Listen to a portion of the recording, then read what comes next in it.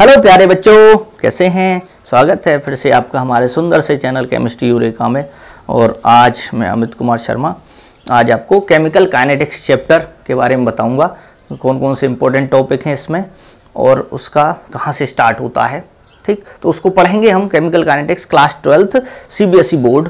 ठीक, तो पहले स्टार्ट करते हैं कि काइनेटिक्स होता क्या है। तो दो ब्रांच होती हैं, एक तो है केमिकल काइनेटिक्स है, एक थर्मोडायनामिक्स है। थर्मोडायनामिक्स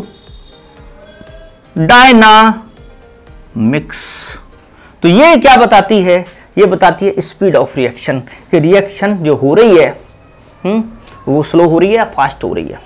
तो ये क्या बताएगी, स्पीड ऑफ रिएक्शन को बताती है और रेट ऑफ रिएक्शन। ठीक, क्यों कि काइनेटिक्स जो वर्ड आया है वो काइनेसिस से आया है, ग्रीक वर्ड काइनेसिस। काइनेसिस होता है, इसका मीनिंग है मूवमेंट यानी मोशन। रिएक्शन चल रही है, कहते हैं ना कि रुकना तेरा काम नहीं, चलना तेरा काम। तो पढ़ते रहिए आगे, कभी रुकिए मत, जीवन में कभी हार मत मानिए। ठीक, तो इसमें मूवमेंट का मतलब रिएक्शन के चलने को, स्पीड को देख रहे हैं हम। ठीक बच्चों, जबकि ये क्या बताती है थर्मोडायनामिक्स। थर्मोडायनामिक्स बताती है कि रिएक्शन होगी या नहीं, यानी रिएक्शन में अकर और नॉट। ठीक, तो इसको बोलते हैं हम फिजिबिलिटी ऑफ रिएक्शन को ये बताती है। फिजिबिलिटी ऑफ रिएक्शन को ये थर्मोडायनामिक्स बताती है। समझ में आ गया बच्चों। तो इसके बाद अब चलते हैं हम किस पर, काइनेटिक्स। ये जो है स्पीड नहीं बताएगी, ये केवल ये बताएगी होगी या नहीं होगी। जैसे ये कहते हैं कि जो डायमंड होता है वो धीरे धीरे, थर्मोडायनामिक्स ये कहती है कि डायमंड धीरे धीरे ग्रेफाइट में चेंज होता है, लेकिन वो चेंज इतना स्लो होता है। ठीक, डायमंड चेंज होगा ग्रेफाइट में हो जाएगा, लेकिन काइनेटिक्स ये कहती है कि इतना स्लो चेंज हो रहा है कि वो दिखाई नहीं देता। हमें ऐसा लगता है देखने पे कि डायमंड ही है। तो कहते हैं ना कि डायमंड इज फॉर एवर, यानी हीरा है सदा के लिए। समझ में आ गया बच्चों। तो यहां पर ये स्पीड को बताती है, ये फिजिबिलिटी को बताती है। ठीक, अब इसकी डेफिनेशन क्या बनेगी, देखिए definition. Chemical kinetics is the branch of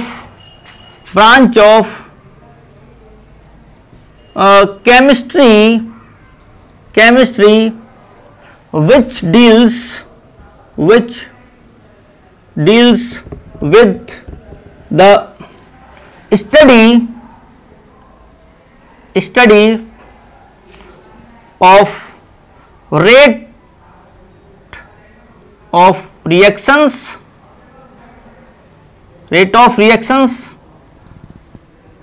their mechanisms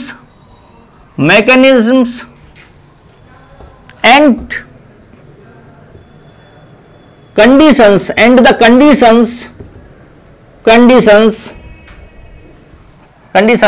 by which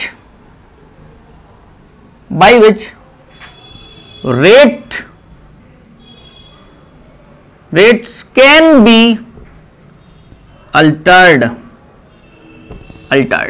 यानी कि एज ए केमिस्ट अगर आप चाहते हो, देखो पढ़ते क्यों हैं कि आप खुद आत्मनिर्भर बन सकें।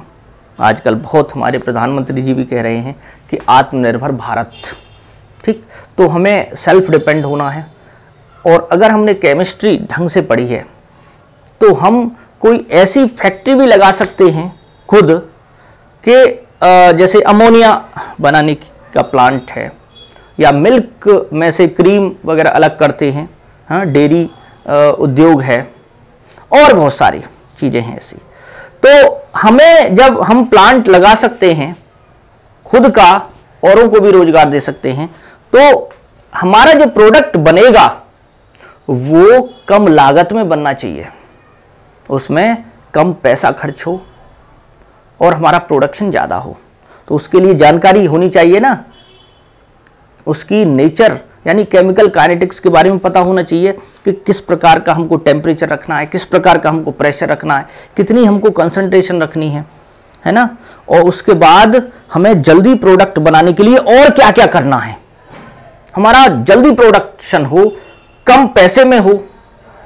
तो इसीलिए केमिस्ट रखे जाते हैं इंडस्ट्रीज में, वो बताते हैं कि किस तरह से आप अपने प्रोडक्ट को जल्दी बना सकते हैं और ज्यादा अमाउंट में बना सकते हैं, जिससे हमें प्रॉफिट ज्यादा हो। समझ में आ गया?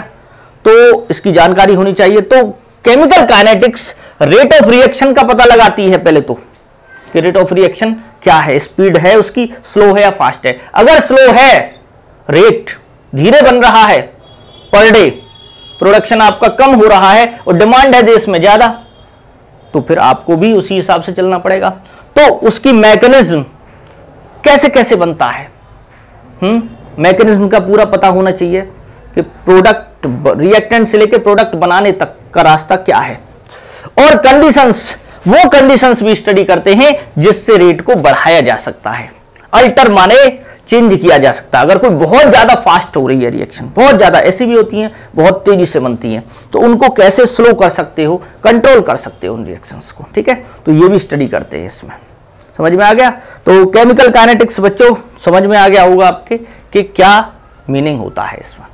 ठीक, अब बात करते हैं कि नेक्स्ट जो है वो है रेट क्या होती है, rate of reaction.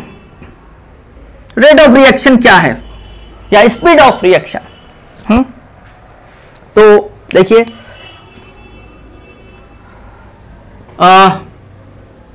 It may be defined as the change of concentration, यहां लिखे देता हूं, change of concentration of reactants और products in unit time.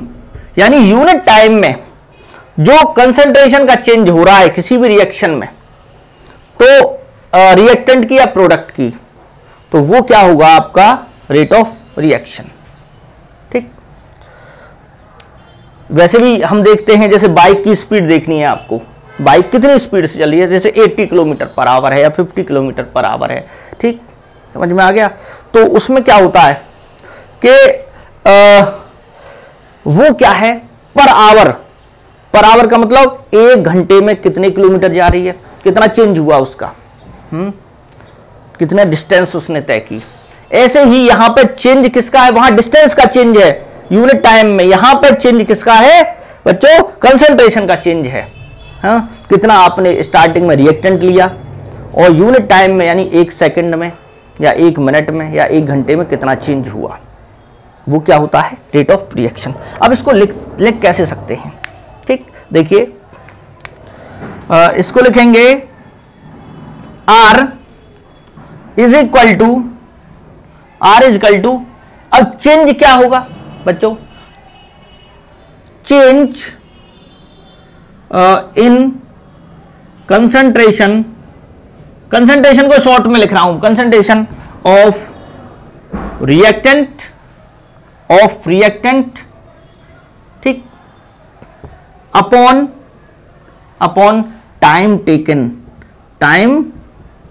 Taken, ये हो गया। इसको और क्या लिख सकते हैं, चेंज को। चेंज देखिए, किसी भी रिएक्शन में, रिएक्शन लेते हैं जैसे रिएक्टेंट से प्रोडक्ट बन रहा है, तो रिएक्टेंट तो धीरे धीरे क्या होगा बच्चों, कम होता चला जाएगा, प्रोडक्ट बढ़ता चला जाएगा। प्रोडक्ट यानी रिएक्टेंट प्रोडक्ट में चेंज होता चला जाएगा। तो प्रोडक्ट की जो कंसंट्रेशन है वो तो बढ़ेगी और रिएक्टेंट की घटेगी। तो हम ये लिख सकते हैं कि चेंज तो हो रहा है लेकिन decrease in the concentration of reactant और increase in the concentration of product. समझ में आ गया? तो इसको लिख सकते हैं हम, यहां लिखिए equal to decrease in concentration of reactant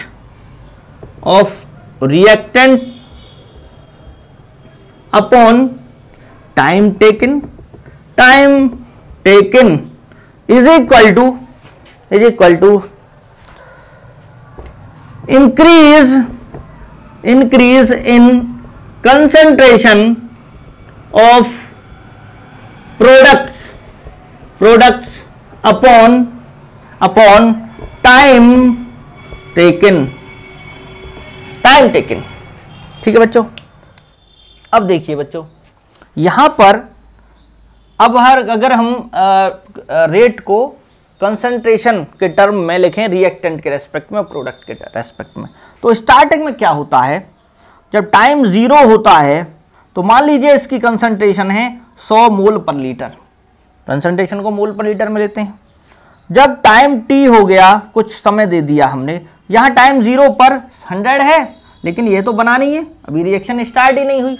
यहां पर रिएक्शन स्टार्ट हो गई और इक्विलिब्रियम तक पता चला कि इसमें बच गए 60 मोल, मान के चल रहे हैं अभी हम वैसे ही समझाने के लिए रिएक्टेंट के, और यहाँ पहुँच गए 40 मोलर। तो ये इसको मान लेते हैं हम क्या, R1, और इसको मान लेते हैं R2 फाइनल वाली, इसको P1 और इसको P2।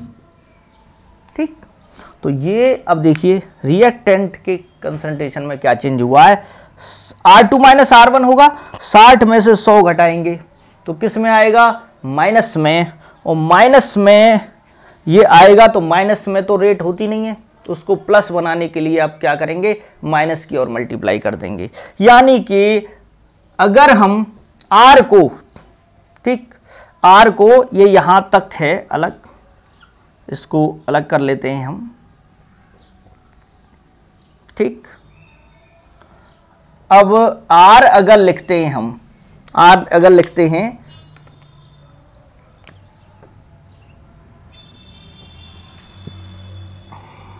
डेल्टा R, इसका मतलब क्या हुआ डेल्टा R का, ये कंसंट्रेशन है ब्रैकेट में मोल पर लीटर में, ठीक, डेल्टा R और अपॉन डेल्टा T। टाइम कितना लगा, इसमें से इसको माइनस कर देंगे, T2 माइनस T1 होता है ये डेल्टा T का मतलब क्या हुआ, T2 माइनस T1 और ये R2 माइनस R1। तो ये वैल्यू किस में आएगी, माइनस में, तो इसको प्लस में बनाने के लिए माइनस की आप क्या कर देंगे, मल्टीप्लाई। ठीक, समझ में आ गया बच्चों। और इसको और ओपन कर सकते हैं आप, इसको ऐसे भी लिख सकते हैं, minus R2 minus R1 upon T2 minus T1, T2 minus T1, ऐसे भी लिख सकते हैं इसको। अब बात करते हैं हम, अब इसको डिनोट करते हैं किसमें, ये रेट को प्रोडक्ट के टर्म में। तो प्रोडक्ट, इसमें से इसको माइनस करेंगे तो प्लस में आएगा, सीधा ये ज़्यादा है, ये तो कम हो गया था ना, रिएक्टेंट तो कम हो जाता है, जैसे जैसे रिएक्शन चलती है रिएक्टेंट कम होता है, प्रोडक्ट बढ़ता है। ठीक, जब भी तो कहा है हमने, यहाँ decrease in the concentration of reactant, increase in the concentration of product. तो इसमें प्लस साइन यूज करेंगे, delta P by dt is equal to, इसको भी ऐसे कर दीजिए, P2 माइनस P1 और ये बड़ा ब्रैकेट इस टाइप से इसको कर सकते हैं, और T2 माइनस T1। ठीक, समझ में आ गया बच्चों। तो ये आपका रेट को हम एक्सप्रेशन रेट का लिख सकते हैं। ठीक, अब इसमें एवरेज रेट, ये जो रेट है देखिए, अगर ज़्यादा बड़ा चेंज है, हाँ, आपने 10 मिनट का टाइम दे दिया रिएक्शन को होने के लिए, या 5 मिनट का दे दिया, या 10 सेकंड का दे दिया, तो वो क्या है, टाइम इंटरवल थोड़ा ज़्यादा है। ठीक, टाइम इंटरवल वहाँ पे क्या होता है, ज़्यादा होता है, तो उसे कहते हैं हम एवरेज रेट। क्योंकि अगर आपने 2 मिनट का टाइम रिएक्शन को दे दिया तो उन 2 मिनट में कभी रिएक्शन क्या होगी, स्लो होगी, कभी रिएक्शन फास्ट होगी बीच में। तो क्या होगा कि वो जो रेट निकलेगी वो एवरेज रेट निकलेगी, यानी टोटल चेंज कंसंट्रेशन में और टोटल टाइम, तो वो क्या होता है, एवरेज। समझ में आ गया बच्चों? तो इसको हम यहाँ पे एवरेज भी कह सकते हैं, आर एवरेज। ठीक, जो कि बड़ा चेंज है, लार्ज इसमें चेंज है। ठीक बच्चों, तो यहाँ इसको हम रफ किए देते हैं। इसके बाद यहाँ टाइम इंटरवल ज़्यादा होता है एवरेज में। अब 2 रेट हो गई, एक तो हो गई कि एक तो हो गई आपकी आर एवरेज यानी एवरेज रेट, और दूसरा हो गया इंस्टेंटेनियस रेट। एवरेज रेट, इसमें थोड़ा टाइम इंटरवल ज़्यादा होता है। ठीक, इसको हम ऐसे कह सकते हैं कि इसको ऐसे भी आर एवरेज, ठीक, is equal to minus delta R upon delta T is equal to plus delta P upon delta T. Instantaneous rate होता है किसी पर्टिकुलर टाइम पे पूछा जाए कि रिएक्शन की स्पीड क्या है, रेट क्या है, तुरंत का तुरंत पूछा जाए। जैसे ड्राइवर से कभी पूछा जाए, गाड़ी चल रही है, इस समय बताओ इस समय स्पीड क्या है, तो वो तुरंत जो स्पीडोमीटर है उसको देख के बता देगा कि इस समय ये स्पीड है। तो उसमें जो टाइम इंटरवल होता है वो क्या होता है, बहुत स्मॉल होता है। यानी इसमें जो टाइम इंटरवल है, ठीक, यानी इसमें इंस्टेंटेनियस रेट में टाइम इंटरवल इज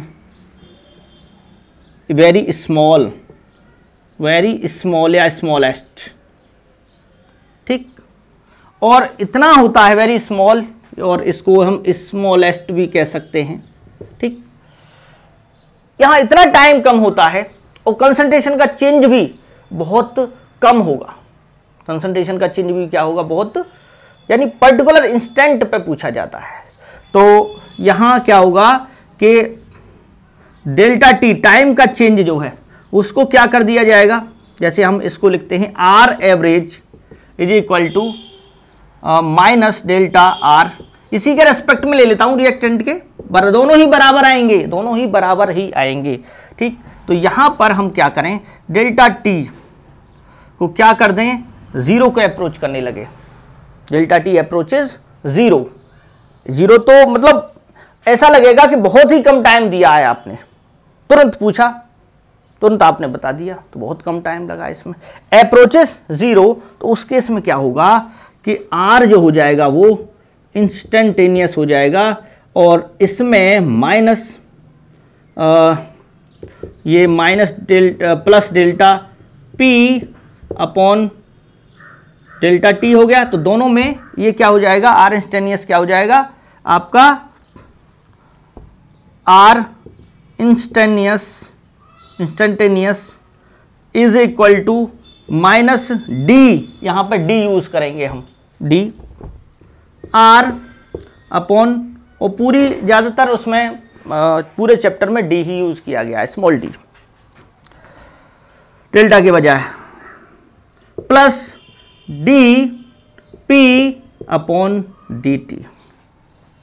ठीक, तो यहां क्या लिखेंगे, average rate is defined as the change in concentration of reactant और product in a given time, और इसमें लिखेंगे at a particular instant of time.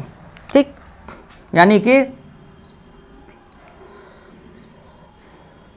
Rate change in the concentration, change in concentration of reactant or product in a given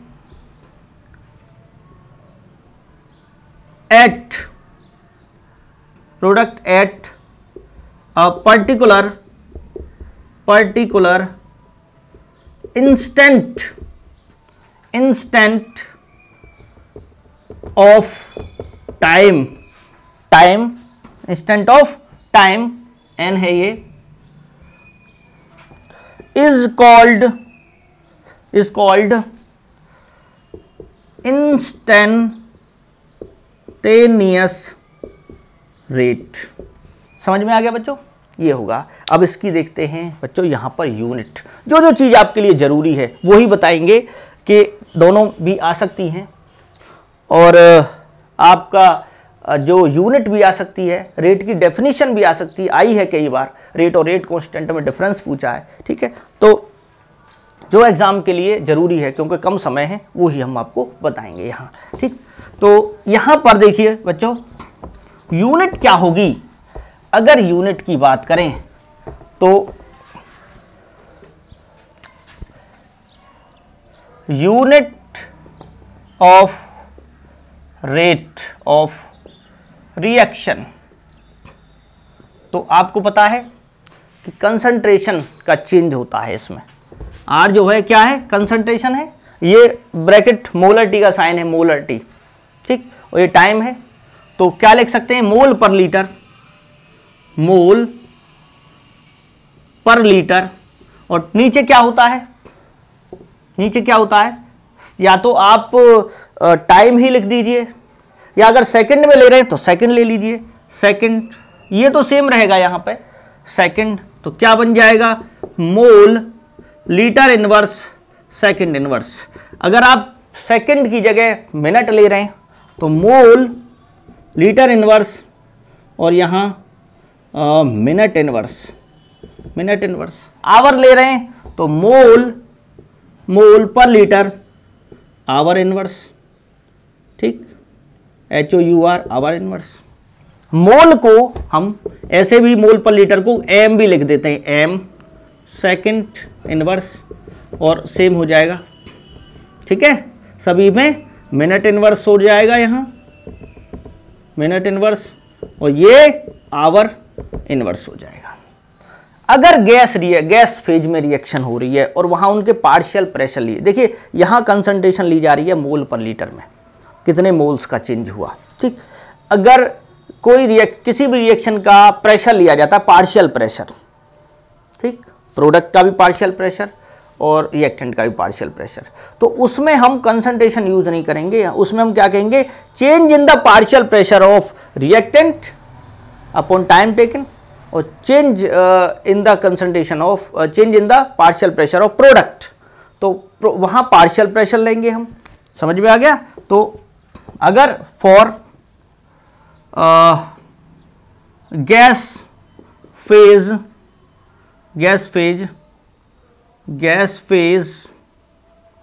reactions if partial pressures are taken, partial pressure लिए जाते हैं तो क्या होगा उस केस में, तो यहां कंसंट्रेशन के बजाय क्या यूज करेंगे, उनके पार्शियल प्रेशर, क्या यूज करेंगे, कंसंट्रेशन के बजाय पार्शियल प्रेशर। और पार्शियल प्रेशर की यूनिट क्या होती है, वो एटमॉस्फेयर होती है, या फिर बार भी होती है, बार है, टॉर है, पास्कल है, ठीक, इस टाइप से। तो यूनिट क्या हो जाएगी फिर, जैसे ATM एटमॉस्फेयर सेकंड इनवर्स हो सकती है, एटमॉस्फेयर या बार में ले रहे हैं तो सेकंड इनवर्स हो सकती है, ठीक, इस टाइप से उसकी यूनिट हो सकती है अगर पार्शियल प्रेशर लिए जाते हैं तो, ठीक बच्चों। नेक्स्ट जो आता है क्वेश्चन कि रेट ऑफ डिसअपियरेंस या rate of appearance of substance, clear, with respect to other reactants और प्रोडक्ट्स, ठीक। तो अब एक रिएक्शन दे रहे हैं, क्वेश्चन किस टाइप से आ सकता है, देखिए एक रिएक्शन ले रहा हूं मैं और उस रिएक्शन में एक रिएक्शन लेते हैं यहां पे, देखिए रेट का एक्सप्रेशन कैसे लिखेंगे, रेट का जो एक्सप्रेशन, ठीक है। देखिए यहां पर जैसे 2HI है और ये ऐसे हो रहा है, इसमें H2 प्लस I2 डिकम्पोजिशन हो रहा है, टूट रहा है HI H2 और I2 में, ठीक, H2 और I2 में टूट रहा है। तो यहां पर रेट, अगर आपसे पूछा जाता है कि रेट ऑफ डिसअपियरेंस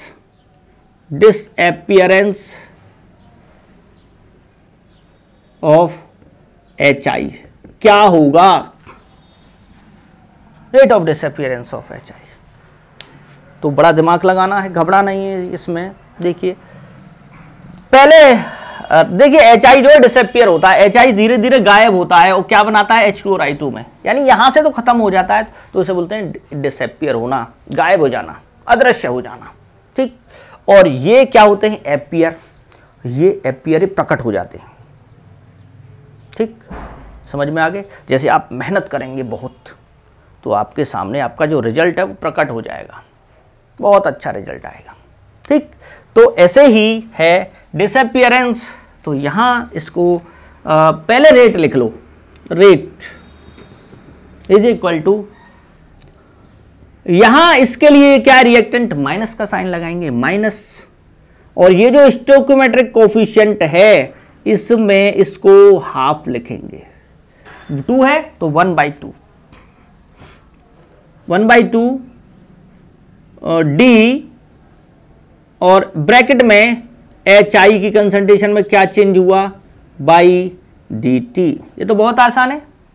अब ये हो गए प्रोडक्ट, आ जाओ आप भी, प्रोडक्ट में क्या है, यहां कुछ भी नहीं है, तो क्या होगा, प्लस प्रोडक्ट बढ़ता है ना, प्रोडक्ट तो बनता है, तो क्या बनेगा, DH2/dt is equal to plus DI2/dt। ये तीनों बराबर होंगी आपस में, क्लियर है। अब हमें डिसअपियरेंस ऑफ HI निकालना है, तो समझो बच्चों, डिसअपियरेंस के लिए आपको HI का डिसअपियरेंस का मतलब है केवल इतना पार्ट लेना है, इतना ही लेना है आपको, क्लियर, ठीक। ये स्टोइकोमेट्रिक कोफिशिएंट ये छोड़ दिया जाता है, तो rate of disappearance of HI ठीक, इज इक्वल टू क्या होगा, डिसअपियरेंस ऑफ HI, और ब्रैकेट में कर सकते हो आप HI का डिसअपियरेंस का रेट DHI/dt, ठीक, ये वाला निकालना है आपको, माइनस में है साइन, इज इक्वल टू किसके रेस्पेक्ट में निकालना है, आपको पूरे के रेस्पेक्ट में निकालना है या इसके रेस्पेक्ट में या इसके रेस्पेक्ट में निकालना है। तो इस 2 की मल्टीप्लाई कहां हो जाएगी, केवल इतना लिखना है आपको, तो इस 2 की मल्टीप्लाई इसमें कर दो, यानी 2 H2/dt is equal to 2 plus का DI2/dt, ठीक। इसका मतलब क्या हुआ कि देखिए इसकी जो गायब होने की रेट है, डिसअपियर होने की रेट है, वो डबल है किससे, हाइड्रोजन के अपियर होने से, यानी कि इसके 2 मोल हैं, अगर इसके 2 मोल जाते हैं इधर तो इसका केवल 1 मोल बनता है, समझ गए ना, यानी कि इसकी जो डिसअपियर होने की रेट है, यहां से जाने की रेट है, वो इसके अपियर होने की रेट से, हाइड्रोजन के अपियर होने की रेट से डबल है, और I2 के एपियर होने की रेट से भी डबल है, यानी कि इसके 2 मॉलिक्यूल जाएंगे, डिसअपियर होंगे, ठीक, तो इसका केवल 1 होगा, यानी आधा। इसका डबल है इसके किसके मुकाबले, इसके मुकाबले। इसका 1 बनेगा तो इसके 2 जाएंगे इधर। समझ में आया बच्चों? ठीक है ना। और अगर आपसे इसी क्वेश्चन में इसके एपियर होने की रेट क्या हो जाएगी, वो इसके डिसअपियर होने की रेट से आधा हो जाएगा, आधा हो जाएगा ना। समझ में आ गया? डिसअपियर 2 होते हैं तो इसका बनता 1 है, ठीक, तो उसको भी लिख देते हैं। Rate of appearance of H2 और इसका एक्सप्रेशन क्या बनेगा, H2 का कॉमा लगा दो यहां, ठीक। यही वाला है, इसमें तो कोई कोफिशिएंट है नहीं, ये तो पूरा लेना पड़ेगा हमें। तो ये बन जाएगा DH2/dt इज इक्वल टू, ये हो जाएगा आपका बच्चों यहां पे DH2/dt किसके रेस्पेक्ट में, इसके रेस्पेक्ट में, इसके रेस्पेक्ट में। तो क्या है, ये तो है ही है ऑलरेडी, तो ये तो इसके बराबर और इसके बराबर हो ही गया यहां पे। तो क्या होगा, माइनस का 1/2 DHI/dt is equal to plus का DI2/dt। इसमें हमें कुछ नहीं करना पड़ा, ये तो सीधा सीधा, यानी कि इसके एपियरेंस होने की रेट HI के डिसअपियर होने की रेट से आधी है। समझ में आ गया? और ये दोनों बराबर हैं, ये इसका 1 मोल बनेगा तो इसका भी 1 मोल बनेगा। यहां जितना इसकी रेट है उतना ही इसकी रेट है। क्लियर हो गया ये? आप इसी टाइप से किसी का भी लिख सकते हो बच्चों, ठीक है। तो एक क्वेश्चन मैं आपको दे रहा हूं, उसको खुद करना आप, ठीक। और ये क्वेश्चन शायद दे भी रखा है बुक में, इसको करना है। ये नोट कर लिया होगा आपने। अमोनिया हेबर प्रोसेस से बनती है, हेबर प्रोसेस से अमोनिया बनती है। कौन सी होती है अमोनिया फॉर्मेशन, N2 गैस है प्लस H2 गैस है, ये 3 होते हैं। यहां पर बनता है क्या, 2NH3, ये गैस बनती है, ठीक। इसमें आयरन कैटलिस्ट होता है, फाइन पाउडर पीस के डाल देते हैं। वैसे तो आजकल Fe2O3 K2O Al2O3 लिए जाते हैं, ठीक। तो यहां देखिए, अगर आपसे पूछा जाए rate of appearance of, appear कौन हो रहा है ये, या रेट ऑफ फॉर्मेशन, एपियरेंस को क्या बोल सकते हैं हम, फॉर्मेशन, बनना, फॉर्मेशन ऑफ NH3, ये आपको करना है खुद, ठीक है बच्चों। पहले कुल टोटल रेट लिखनी है आपको, फिर आपको DNH3/dt की वैल्यू निकालनी है, इसके और इसके रेस्पेक्ट में, ठीक। तो ये क्वेश्चन आपके लिए है, खुद करना है इसको आप। नेक्स्ट जो टॉपिक है बच्चों, वो है आपका रेट, तो पता चल गई, स्पीड पता चल गई, लेकिन कुछ इसमें कुछ फैक्टर्स भी होते हैं, ठीक है। कि फैक्टर्स कौन कौन से हैं, factors influencing rate of reaction, या factors influencing rate of reaction, जो फैक्टर हैं जिनसे आप रेट को बढ़ा सकते हैं, रेट को आप बढ़ा सकते हैं, ठीक। तो उन फैक्टर्स को देखते हैं हम, और जो फैक्टर हैं वो हम नेक्स्ट वीडियो में स्टडी करेंगे, ठीक है बच्चों। तो क्योंकि छोटे छोटे आप पहले इसको समझिए, इस पर क्वेश्चंस जो हैं उनको कीजिए, और नेक्स्ट वीडियो में आप फैक्टर्स पढ़ेंगे, ठीक है बच्चों। तो जय हिंद, जय भारत।